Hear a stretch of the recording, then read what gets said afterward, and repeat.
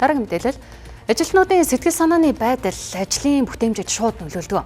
Тэгвэл 11 байгууллагын 2600 гаруй ажилтныг хамруулсан судалгаагаар 5 ажилтны тутмын 2-т нь ажлын байрны сэтгэл зүйн байдал алдагдсан дүн гарсан байна. Мөн ажилтнуудын ерөнхий сэтгэл зүйн байдлыг судалгаад 29% нь сэтгэл гутралын дунд өндөр түвшин байсан бол 24% нь сэтгэл түгшүүрийн өндөр түвшинд тавьжээ. Ажлын байр бол хүний хоёр дахь гэр байдаг. Ажилтнуудын сэтгэл санааны байдлыг ажлын байран дахь стресс, ажлаас хальсрах хам шинжид өртсөн байдлаар тодорхойлдог байна.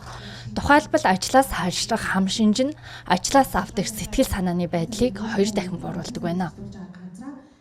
Ажлын байран дахь сэтгэл зүйн хүчин зүйлүүд бол байгууллагатай холбоотой гэж хэлэхэд бол хийсдэггүй. Тэгээд дээрэс нь тэр дотроо ажлын ачаалал, ажил үргийн тодорхойгүй байдал, за тэгээд байгууллагын бүтэц зохион байгуулалтын тодорхойгүй байдал, удирдлага ажилтан хоёрын хоорондын харилцаа гэдэг ч юм уу тэдгээр хүчин зүйлэл нөлөөлж байгаа. Манай Монгол байгууллагуудын хувьд болоод ирэхлээр ажлын орчинд нь маш сайн анхаарал хандуулдаг хэдий ч тухайн байгууллагын ажилтнуудын хоорондын харилцаа нь ямар юм, уур амьсгал нь ямар юм гэдэгт нь анхаарал маш бага хандуулдаг гэдэг бас үр дүн гарсан. Мөн судалгаагаар ажилтнуудад сэтгэл зүйн хөтөлбөр үйл ажиллагаа зохион байгуулах нь сэтгэл зүйд сөргөөр нөлөөлж байгаа хүчин зүйлийг 11.5%-аар бууруулж байгаа үр дүн гарсан байна. Байгууллагын сэтгэл зүй манад шинэ хөгжиж буй салбар. Тэгвэл шинжлэх ухааны технологийн их сургууль 2020 оноос энэ чиглэлээр боловсон хүчин бэлтгэж эхэлжээ.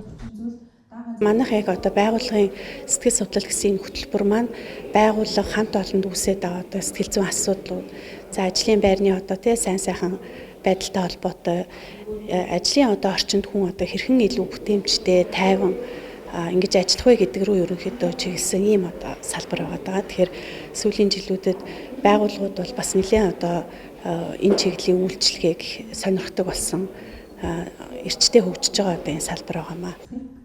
Олон улсад ажилтнуудын сэтгэл зүйтэй холбоотой судалгаа олон байдаг бол манад ховор байгаа юм. Иймээс өнөөдөр байгууллагын сэтгэл судлал, хөгжлийн чиг хандлага арга зүй сэдвт эрдэм шинжилгээний хурлыг зохион байгууллаа.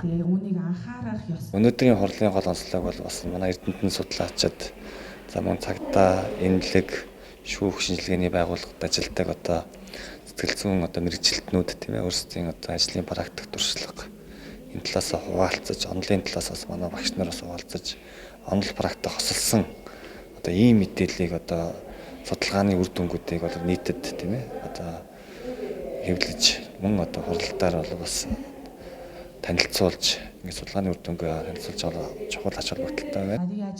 Эрдэм шинжилгээний хурлын хүрээнд сэтгэл зүйчдийн дунд бүтээлийн уралдаанд зарласнаас сэтгэл зүйн эрүүл мэндийг хүртээмжтэй болгох зорилготой Mind X Plus платформ шилдгээр шалгарсан юм а.